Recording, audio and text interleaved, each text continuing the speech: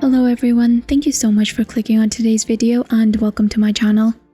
In today's story, OP describes what looks to be like the Fyre Festival of 2022, but for weddings. Essentially, someone has planned a huge wedding without actually doing any of the planning. Essentially, they have the vision and they have somebody to sponsor it, but they did no event organization whatsoever, and the wedding's coming up extremely soon. It turns out to be a crazy disaster. I do hope that you enjoy this story. If you do, please leave a thumbs up. And I just wanted to take a second and thank all of my subscribers for subscribing to my channel. It really means the world to me. For those that don't know, I have a personal goal of reaching 1,000 subscribers. So if you like my content and would like to support me, I'd really appreciate it if you could hit the subscribe button. Anyways, thank you so much for your time and on to the story. The 2022 Fyre Festival of Weddings. Throwaway due to some details being pretty unique. So, in August 2021, Hannah, a 30-year-old female, got engaged. For simplicity, we'll call the mother of the bride Tracy. Tracy's boyfriend will be Don. The wedding date is planned for this weekend. Hannah asked Tracy's boyfriend, "Can I get married at your house? I will handle everything." Don agreed, thinking that this would remove him from any involvement in the wedding. The initial guest list, he was told, was 40 people, to which Don had no issues with. 2 months prior to the wedding, the requests started flowing in. The entire garden needed to be replanted with white flowers, but due to it not being Hannah's house, Don should pay for it, and someone else should do it. The guest list is actually now 60 people. Don needs to order a tent, table, chairs, etc. The bridal party of 10 is requesting to sleep the night on the lawn. For context, whenever an event used to be hosted, prior to Don's divorce, his wife was the one who handled everything, so Don does not know what to do for most of this. Then the bridal party is informed that they'll have to rent a porta potty for the wedding, rehearsal dinner, and sleepover. They also want golf carts to drive around for the weekend. With less than a month out to the wedding, Don is informed that the wedding party is now 30 in addition to his girlfriend's guests. They will now be staying at his house from Thursday to Sunday. The bridal party now also would like a platform set up and a large white tent also for them to sleep in other than the regular camping tents. Don will also be hosting brunch on Sunday. None of this was asked, just told. The guest list is now looking closer to 120 people as well. Then, finally, the location for the vows is revealed. On the driveway, there's a circular island that has 6 trees planted and flowers, and they are small blossom trees. All of Don's previous dogs have been buried in this little plot. Hannah is now requesting to be married there, on the driveway, with the trees removed. Don finally put his foot down and said no. So Tracy then goes to him and tells him, "This is Hannah's special day. You only get married once, and this is what she wants. Step up and be a father to her." He has no biological relationship to her and met her when she was already 30, by the way. Very little is actually done for the wedding other than the gardens. Don is at the end of his rope. Don's children, 20, were both not invited. They wouldn't have cared until Tracy told everyone. His children were so rude and didn't even RSVP no.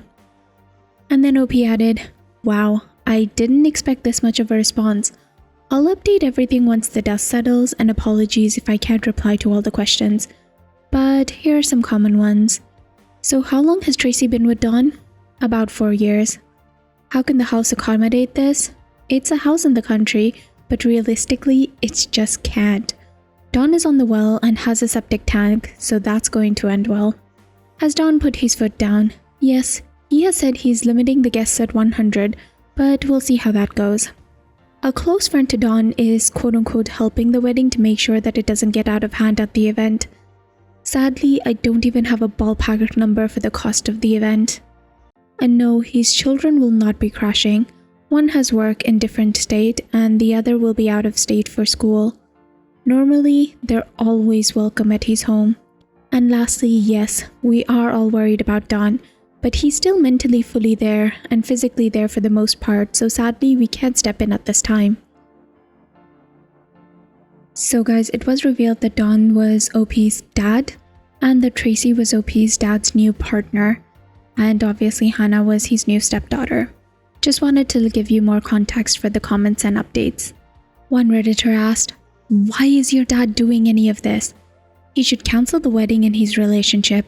Why the F does his girlfriend think that her entitled daughter can do any of this? Please report back if this wedding even happens. And maybe can you talk to your dad and talk him out of being a doormat?" To which Opie replied, "So my dad is doing this because he doesn't want to die alone. His words, his girlfriend has said multiple times that Hannah doesn't have a father. You're the closest she will ever have to one. She does have a father. She stopped talking to him 3 years ago when she trashed his house and he asked her to move out. We've all tried to talk to him multiple times, but he's almost 70 and his health isn't great, so he puts up with Tracy's BS." Another Redditor commented, "This is really not okay. I'm very suspicious that your dad's girlfriend and her daughter are straight up going to steal more from him, and I'm serious." To which OP added, "End of the day, she's in the will. Nothing we can do. This isn't the first major expense that has come up with them and won't be the last. Since Tracy showed her true colors, I've expected to get nothing when he dies, so I've just been working hard and keeping out of their drama. My boyfriend did joke about giving him the first grandkid to prevent Hannah from getting that title." Another Redditor commented, "I completely understand and can feel the same, but I also can get petty or protective when I feel a close family member is being taken advantage of and would lurk in a corner somewhere. Not saying that you don't look out for your dad at all. You know what's up with all of them." To which Opie replied, 1000% we knew there would be issues from the get-go. Even Hannah's engagement turned a father-daughter weekend about Tracy and Hannah. Luckily, my amazing aunt and uncle, dad's sister, is going to help out with the wedding, but put her foot down against Tracy. Another Redditor commented, "I'm sorry, he's putting a girlfriend of 4 years on his will. What on earth is actually happening here? Also, how old is Tracy? Is she like 50-something little gold digger? Certainly sounds like it. That your nearly 70-year-old father is blinded by? He's not gonna die alone. There are loads of single people out there. He just has to get involved in some social activities to meet more of them." And then he also added, "Also, Tracy sounds like she's gonna dip the second he stops being in good enough health to make sound decisions. Like the other commenter said, it's verging on taking advantage of elders." To which OP replied, "Tracy's also in her late 60s, but yes, they don't live together, don't spend most holidays together. He intends for her to be comfortable after his passing, hence adding her to the will.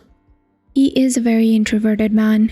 He's had his friends for 20 plus years that he sees regularly. He travels independently and just likes to do his own thing." Another Redditor commented, "If it helps, this is what I saw when I worked in financial planning. Half the time, the man actually outlived the woman anyways, despite a big age difference, if there is one.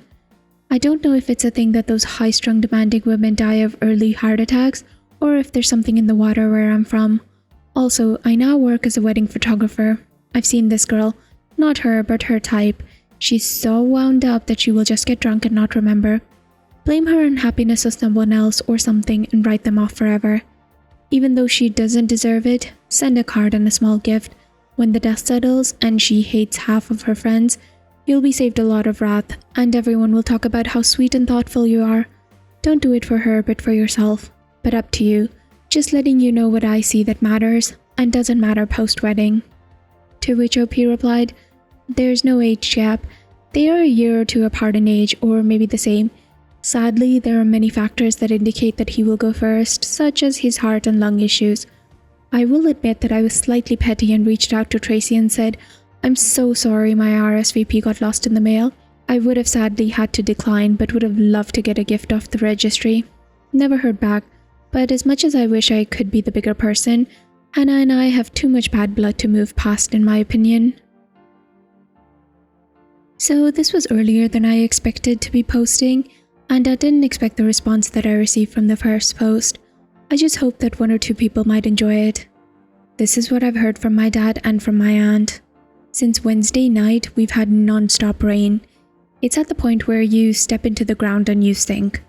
The rain was supposed to be a lot lighter yesterday and should have finished by midday, so around 40 of the bride and groom's most closest and dearest friends who were quote-unquote honorary members of the bridal party, showed up Thursday.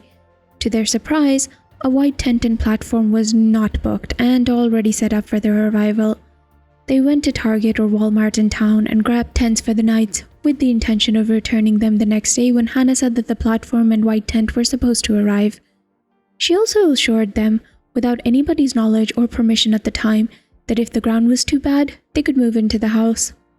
They had a wonderful time moving all of the living room and dining room furniture into the garage to fit everyone, including those cramped into the 3 other bedrooms in the home. Dad was not happy. Yesterday, Anna was expecting everything to arrive for the rehearsal dinner and party. She was also expecting to have the time to move stuff around and have everything to her satisfaction. By 6 p.m, nothing had arrived. She then lashes out to my dad about how he didn't book anything. He was under the impression that by her giving him the cost, she had organized it, especially after he said that I don't know who to call about that. At this point, he had already given her the amount that she needed for full payment and tips. This morning, stuff hit the fan. By this point, a little under 50 people have already gone through our entire well supply of water, along with filling our sewage tank. That, along with the rain, was just a disaster. By 1 p.m, the ceremony, starting in an hour and a half, was officially cancelled due to quote-unquote weather. There is luckily no streams or bodies of water near us that the black water would contaminate. So yeah, the trees remain untouched. Hannah's now saying that the do-over wedding will be more expensive as she has to replan everything, even though she didn't spend any money that she was given this time. Luckily, Dad said something like, "No, I just gave you more than enough for a wedding. It's more than I had set aside for kids. Use the money that I gave you that you didn't spend." Finally, just to clear a few things up, my dad's amazing. Yes, he is stubborn about money. 95% of the time, he will pay for what we ask, unless we say, "Give me the newest console." He was raised differently. He paid for his entire university himself, although it was cheaper, but he would spend his summer working in logging caverns and oil rigs doing tough labor to pay. He wants us to know the value of $1 and not be reliant on anyone. I am glad he taught me from a young age how to budget, save, and invest. He hasn't had the easiest life, and his sister is his only remaining family, other than my brother and I. And yes, there have been close calls for the 2 of us. His health isn't the greatest, and his time is a lot more limited than most people his age. So yeah, that's the update. No more events at the house, nothing was damaged. Luckily. Sorry it wasn't as dramatic as I hoped. So guys, what did you think about this? I honestly felt so bad for OP's dad. Young me honestly cannot understand why he's doing this. That being said, I feel like your perspective changes a lot as you get older. Different things have different values to you. And I guess OP's dad doesn't want to be alone, so he's putting up with such horrible people. And also, Hannah turns out to be one of the worst bridezilla's that I've seen this year. I really do enjoy wedding shaming / bridezilla stories, so I really hope you enjoyed this one as well. If you liked it, please leave a thumbs up and please subscribe if you'd like to hear more stories from Reddit with updates.